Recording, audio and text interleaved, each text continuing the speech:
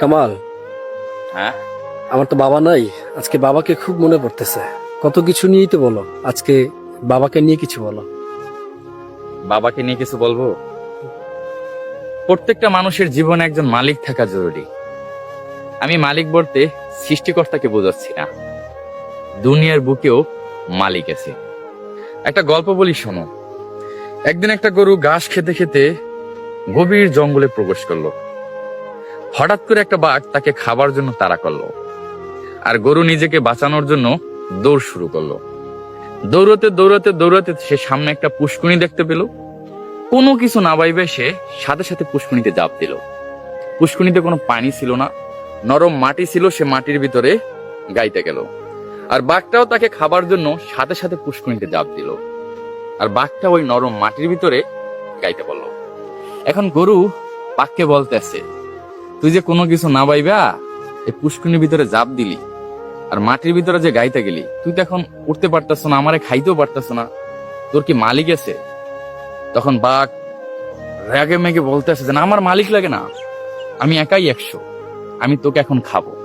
গরু বলতেছ, তুই আমাকে খা, তুই এখান থেকে উঠতেই পারবি না, তুই খাবি কিভাবে? তখন গরু বাঘকে বলতেছে, শোন, আমি যখন এই পুষ্কুনির ভিতরে লাফ দিই, তখন আমি চিন্তা করছি, আমি যদি এই পুষ্কুনি থেকে উঠতে না পারি, তাহলে আমার মালিক আছে, আমার মালিক আমাকে নিয়ে যাবে। সন্ধ্যাবেলা আমি যখন বাসায় না ফিরবো, আমার মালিক যখন আমাকে দেখবে না, আমার মালিক চিন্তিত হয়ে আমাকে খুঁজতে নামবে। খুঁজতে খুঁজতে খুঁজতে এক সময় সে এই পুষ্কুনির পাশে আসবে, আইসা আমাকে তুলে নিয়ে যাবে। তোর কোন মালিক সন্ধ্যাবেলা তোকে খুঁজতে নামবে? তোর কোন মালিক তোকে ডাকতে ডাকতে এই পুষ্কুনির পাশে আসবে? তোর কোন মালিক তোর এখান থেকে তুলে নিয়ে যাবে? তুই তো এখানে এরকম আটকা অবস্থায় থাকবি, তোকে মানুষজন দেখলে মেরে ফেলবে। যেমন কথা তেমন কাজ, সন্ধ্যা নামে গরু তো বাসায় ফিরে না। গরুর মালিক চিন্তিত, আমার গরু কোথায়, গরু কেন আসতেছে না?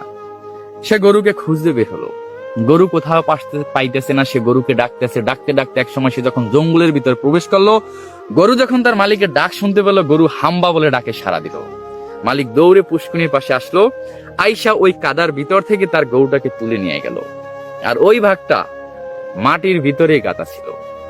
ঠিক তেমনি আমাদের জীবনে দুনিয়ার বুকে মালিক হলো আমাদের বাবা, মালিক হলো আমাদের মা। আমরা এই যে ঘুরি ফিরি, এথায় ওথায় আড্ডা দিই, যখন সন্ধ্যা নেমে যায়, আমরা যখন সঠিক টাইমে বাসায় না ফিরি, আমাদের ফোনে সর্বপ্রথম যে ফোনটা চলে আসে ওইটা বাবার।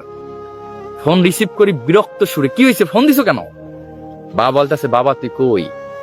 তুই বাসায় ফিরে আয়, সন্ধ্যা হয়ে গেছে, সন্ধ্যার পর বাসার বাইরে থাকা ঠিক না, যাই জই জামেল হবে, তুই চলে আয়। কিন্তু জারি দিয়ে আমরা ফোন কাটতে দিই, আমরা আসলে বুঝতে পারি না। কিন্তু মালিক আমাদের জন্য চিন্তিত থাকে, সে বুঝে যে সে বাহিরে থাকলে তার বিপদ হতে পারে, আর বিপদ আপদে সর্বপ্রথমে এই মালিক আমাদের সামনে ডাল হয়ে দাঁড়ায়। আমরা যাদের বাবা আছে, আসলে এই বাবার মূল্যটাকে দিই না। তোমার বাবা নাই, তুমি এখন কই আসো, কোথায় আসো, কি করো না করো, তোমার ফোনে ফোন দেওয়ার মতো তোমার সেই মালিকটা নাই, তুমি সেটা হারিয়ে ফেলেছো। আমার জীবনে সেই মালিকটা আছে, আমি বুঝি ফোন দিলে আমরা বিরক্ত হই, কিন্তু বাবা মা ফোন দিলে বিরক্ত হইয়েন না, তারা এই দুনিয়ার বুকে আমাদের মালিক। আমরা যেথায় যাই, তারা সারাক্ষণ টেনশন করে যে তার সন্তান, তার বাচ্চা কি অবস্থায় আছে, কোথায় আছে, সঠিক সময় কেন বাসায় ফিরে না, যেমন ওই গরুর মালিক চিন্তা করছিল। তাই বাবা মায়ের ফোনে বিরক্ত হইয়েন না।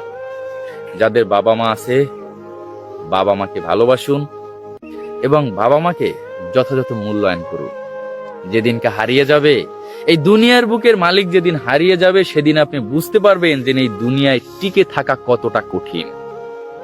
হ্যাঁ।